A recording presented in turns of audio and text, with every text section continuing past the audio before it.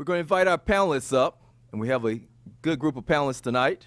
First is Joe Goldthreate. In the heat of the moment, of the movement, often at its most violent times, Joe Goldthreate was on the front lines. The smallest one in the crowd. Joe Goldthreate was just an eighth grader that believed in the movement. He passed as a Fisk University student.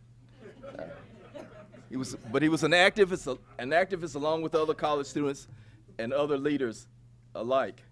He is in many ways an unsung hero. Next is Betty Nixon, who was born in Louisville, Kentucky, moved to Nashville in 1942, if I'm not mistaken. It was in the 1950s and 60s that Betty Nixon experienced the Nashville sit-ins from a perspective different from most.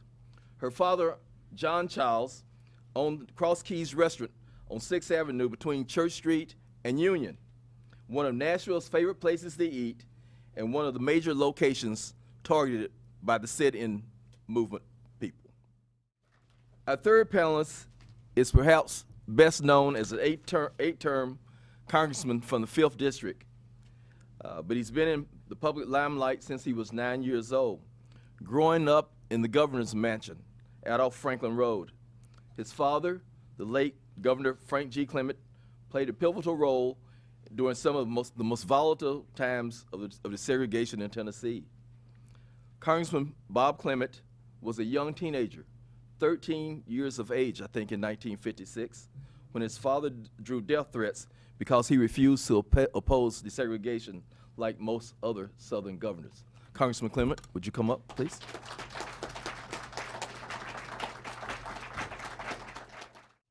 Betty Nixon, you know, for years, I think you did not talk a lot about what happened with Cross Keys. Your father, some might say, and he might tell us tonight if he were here, that he opposed desegregation. And I think there were discussions in you all's house about that. And you and your father saw things differently. Could you talk about that a little bit? Well, at that moment where Joe has the pictures out front, in front of Cross Keys, I was a 25-year-old young mother. I'd been involved in the Civil Rights Movement for 10 years or more. And my father owned a large segregated restaurant. Joe Goldthreate, a youngster, and I can't picture I don't know, how tall were you? I was short. All right. Thinking about coming here today to moderate this program, as a 10th grader in Knoxville, I went to jail once, and we protested Knoxville being named an All-American City by Look magazine. And I remember being thrown in a paddy wagon or a police car and telling some of the others, let's hold hands and pray. And people made fun of me, but were you nervous as an eighth grader? How was it for you taking part in? I never was scared of anything. And I lived behind Meharry Hospital. And I used to go up there and shoot basketball on the basketball courts up there at Fisk. One day, Lewis came down, and John Lewis came down and started recruiting some people to go downtown to do the marching. And I waited till he got through, and I walked over and I said, Mr. Lewis, look here, I want to go down and protect you. And he looked at me and smiled a little. He said, I'll tell you what I'm going to do. At the lunchroom up there, we're doing training. If you come up there and make it through the training, then, and this was in 1962. You make it through the training, you can go down there with us. So I went to the lunchroom, we filled out the paper, I put Fisk University student down there. so they went with it. And we did the practice down there where they push you, knock you down, spit on you and all that stuff. That spitting got to me though. But I knew if I would have to go down there, I'd have to accept what the rules was. So he told me we were gonna do the march, and you know, I remember everything, I was younger than everybody. We were going to do the march downtown, and they said, well, you got to go and get a haircut and get cleaned up and come on back down. So I went and got a haircut and at Jake Barbershop and got cleaned up, and I came on back down. And when we started marching, I made sure when we were in our dealership, I couldn't go by the NAACP office because I sold a amount of papers down there, and they knew who I was. So I got in the back in the crowd, and when we got down there, I walked up and got in the middle. So we went on down to the the Hermitages is the first place, and I jumped right up there where I can keep an eye on him because they had hit him upside the head the other day, and make sure that I can be able to protect him. What did your parents say? Well, my mother lived in New York, and my grandmother had 9 others to keep an eye on. So they thought I was going to Washington. I just couldn't, you know, go up the hill. Thought you were going to Washington Junior High School? Yeah, we just cut and went to Fisk. Congressman Clement, 1956, you're 13 years old. John Casper and some others start problems up in Clinton. Your father has to make a decision. But I want y'all to know it was a very tough time. We didn't have a fence at the governor's residence at that time. We had a trooper at every tree because there were so many threats on my father's life and on the family's life. And Dad had been asked by Governor Wallace in Alabama and Governor Faubus in Arkansas to join the Southern Coalition, and he refused. And he made up his mind that I will, as long as I'm governor, we'll never have federal marshals or troops march in Tennessee. We're going to solve our problems by Tennesseans, whether you're for or against segregation or integration. We're going to uphold the law of the land. And he watched and monitored what happened in Clinton very, very closely.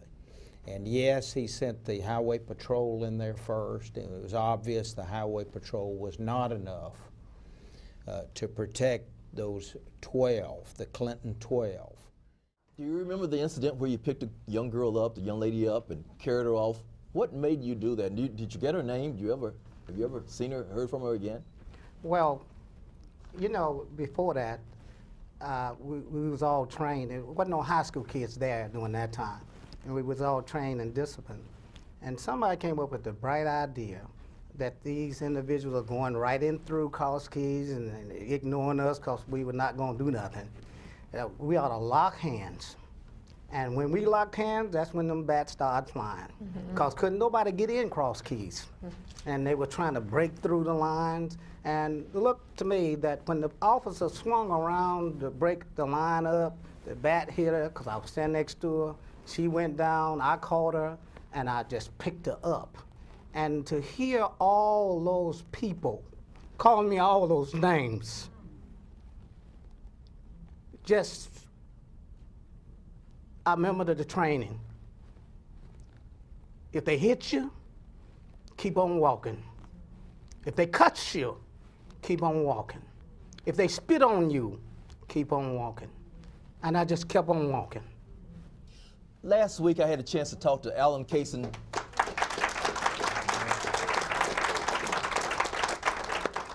But I want to quote, if you don't mind, Dwight. This is what my father said, and you got to paint a picture now of what it was like in 1957, not today, but 1957. And this is what my father said in front of the state legislature before the Senate and the House of Representatives.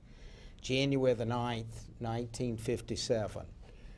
Frank Clement. We must not overlook the fact the Negro is equal to the white in the eyes of the law and in the sight of God.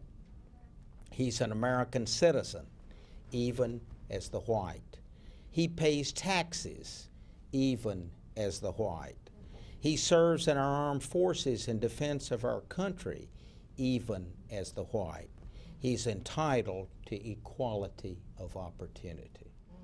I think there's just one other point I'd like to make is that Joe didn't talk about it for a long time, and I think white people are even more reluctant to talk about it.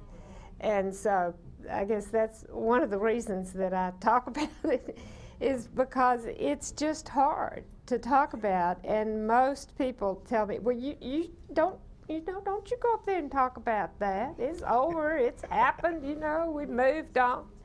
But I really think we need to talk about it. And, if I ever get to the point that I do this and I'm not uncomfortable, I'll know that I'm not where I should be. Joe, Yes. will you start doing more speaking now about your participation? Do you think? Yes.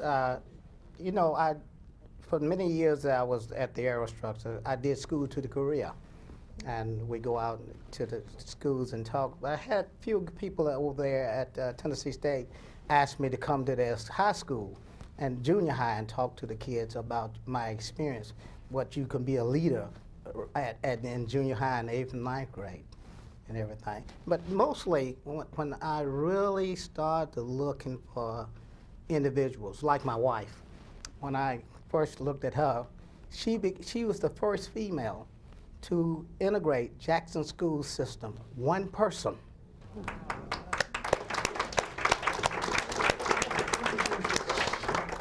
I want you to stand up. This is, my wife is the first female sergeant major in the National Guard here in Nashville, Tennessee. And Bob was one of her bosses as colonel in the United States Army. She's tough. Dwight, I think Joe and Betty have said it so well, but and cultural competency is a good way to say it and describe it too. What I'm worried about more than anything else today is the disparity between the haves and the have-nots. Our middle class is being squeezed out. And the best way we can move toward cultural competency is through education. I'm a former college president. I was on the House Education Caucus in Washington, D.C., co-chair of the House Education Caucus in Washington. And we've got to educate our citizenry. If we don't educate our citizenry, and if we don't save public education, Lord help us. And we've got to do everything possible to make that happen. Well, I want to thank Congressman Bob Clement, Joe Goldthreate, Betty Nixon for taking part in this panel discussion. I'm sure we've all learned a lot. I've learned a lot from just listening to you all.